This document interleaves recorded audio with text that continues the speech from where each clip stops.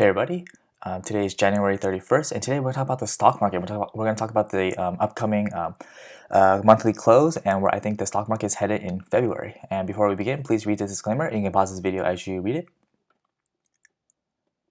Okay, so today is January 31st. It is the last day of January, obviously.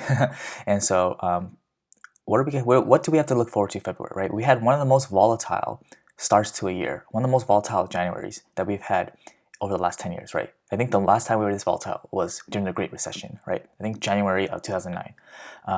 Now the good news is that I made this post last week where I talked about how we had a huge pullback, right? I mean, we've had quite a substantial correction from the all-time high all the way down to this wick below. It's over a 12% correction, and we haven't had such a big correction in a long time. So the last time we had that was during the election, right? The volatility before the election, where we had like 10% pullbacks, like twice. And so I thought this was a pretty healthy pullback, a nice correction. Because usually in a healthy uptrend, we want to see the market pull back once in a while. And once in a while, we'll get some dips, right? Some dips along to our 50-day, our short-term moving average, maybe even down to our longer-term or mid-term moving average, the gold line, the 100-day moving average.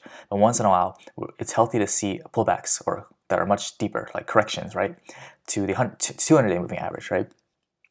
Now, in this case, we actually broke below it, and I actually put out a post that said the S&P 500 is still below 200-day SMA, simple moving average, right? The good news is that S&P 500 is oversold. As you can see, the RSI is below 30 over here, and the MACD is below 0 and really just plunging, right?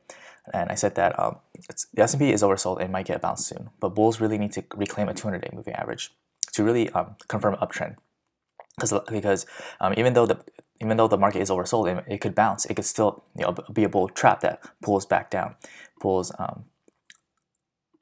that pulls back and breaks below again, and it continues down lower, right? So what we want to see, what the bulls want to do is they not only want to break above the 200-day, our long-term moving average, defend that level, and it but also bring it back up to previous all-time highs, right? I do foresee there's going to be a lot of resistance within this area of consolidation, right? I mean, just look at all this choppy price action, right? We tried to build a base here to move up higher, but we failed to do that and we broke below. So I believe there's going to be some resistance around the 460 to 480 range, right?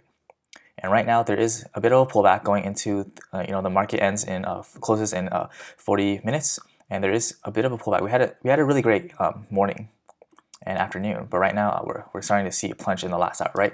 Remember, the first and last hours are usually the most volatile, and so it's not surprising that it is the last hour just started 17 minutes ago. We started to see this huge plunge down, right? But what the bulls want to do is the bulls want to basically defend this level around 440, right? That we had resistance over here. We're trying to flip that to support right now. So we do come down, we do want to hold and then push up higher, right? But really, what we want to do is we want to see the bulls break 450, right? This is a major resistance zone, and from there we can work our way back to like 460, right? And then we have this gap over here that we haven't filled yet, this down gap.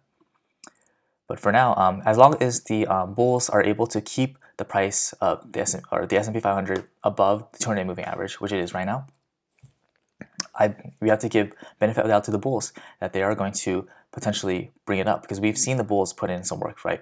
When they put in a bottom, we see epic reversals, right? That really, all these bears that thought this was going to go lower, they have their short positions, and they get squeezed out. So never underestimate the power that the bulls can bring to squeeze short positions, right? But of course, we're seeing a bit of a pullback, so we're going to have to see how February starts off.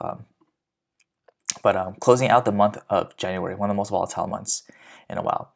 And it looks kind of scary. You see this big candle that's retracing right now to the upside, and we're going to put in this nice wick. So the question is this going to be so more sideways price action, or is this going to be the bottom that continues up higher, right? If you look at the monthly chart, we see that like just the angle of ascension that we've had since the pandemic low, right? It's been quite steep, right? Even compared to what we saw in the 2010s, right? This is 2013 all the way to 2015.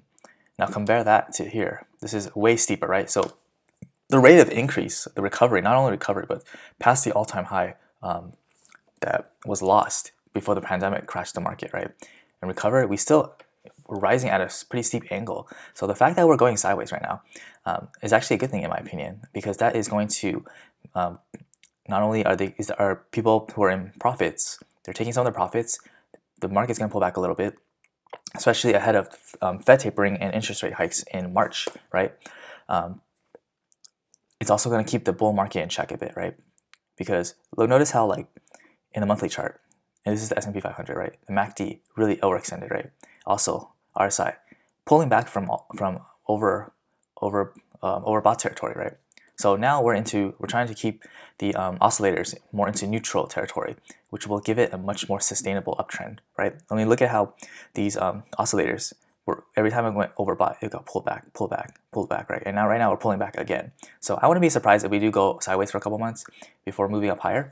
Not only do I think that this would be a lot healthier for the market, but it's just going to be a lot healthier in general for all markets, right?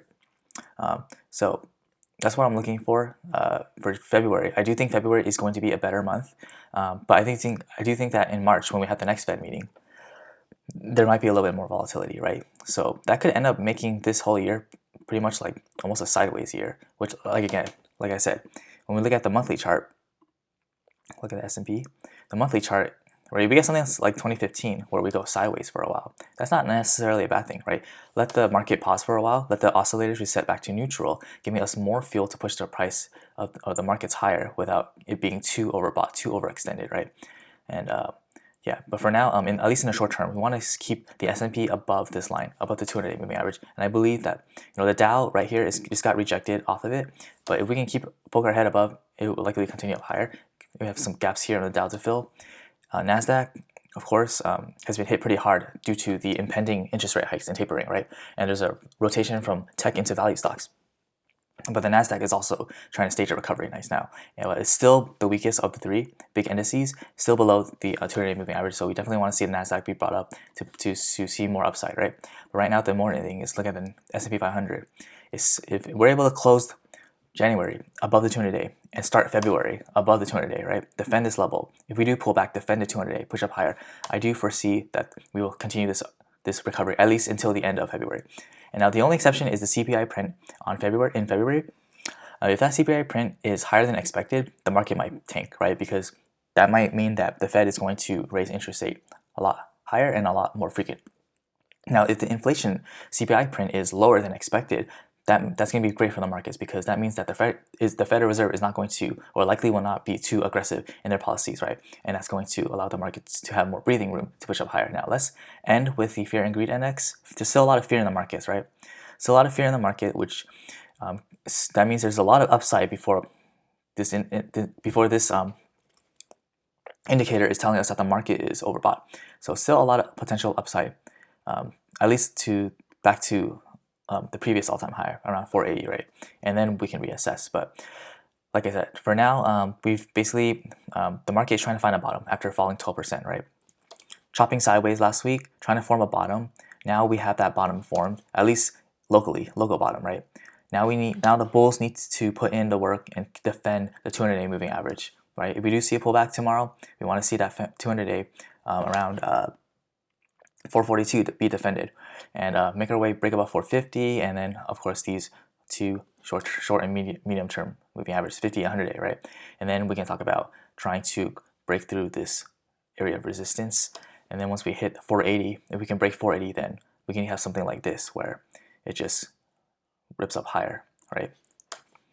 But yeah, for now, we want to see how the start of February is, or how February starts tomorrow.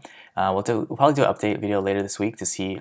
We'll give like 1 or 2 trading sessions to really just see how the month starts off, and yeah, hopefully we'll be able to defend the 200-day. But of course, we're gonna have to wait and see how the price action develops going forward, and we'll definitely update you on the next video. Thank you for watching this video. If you found it helpful, useful, and informative, please like this video, leave a comment below, and subscribe for updates. Appreciate all your support. Thank you again, and have a great day.